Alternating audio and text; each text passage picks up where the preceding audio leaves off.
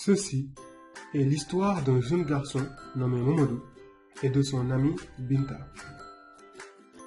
Modou, ou Momo comme ses amis l'appellent, était un élève moyen en classe de terminale S2.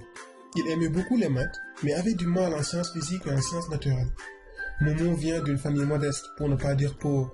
Les parents de Momo ont fait de leur mieux pour mettre à la disposition de leur fils aîné des moyens suffisants pour réussir. Rien ne ferait plus plaisir à Momo que de réussir son bac.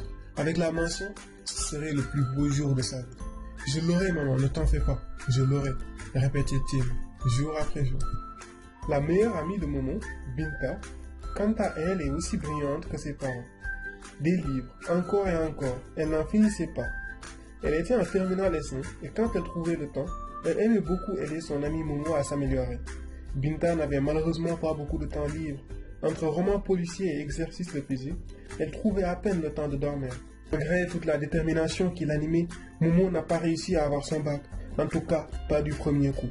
Voilà que s'envole son rêve le plus cher, et avec lui, celui de sortir ses parents, ses frères et sœurs de leur situation précaire.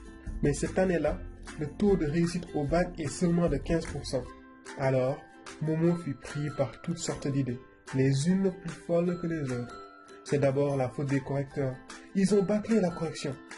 Et cela va jusqu'à dénoncer le gouvernement qui, n'ayant pas assez de place dans les universités, ferait volontairement baisser le taux de réussite au bac. Binta, elle, a obtenu son bac avec la mention bien. Elle faisait la fierté de toute sa famille qui ne cessait de lui renouveler ses félicitations. Ses professeurs lui ont assuré un avenir radieux, tellement elle les avait impressionnés. Ces derniers n'étaient cependant pas très au courant des opportunités qui attendaient leurs élèves. Binta l'était encore moins. Qui peut les blâmer? Après tout, ils n'ont pas été formés ni préparés à cela.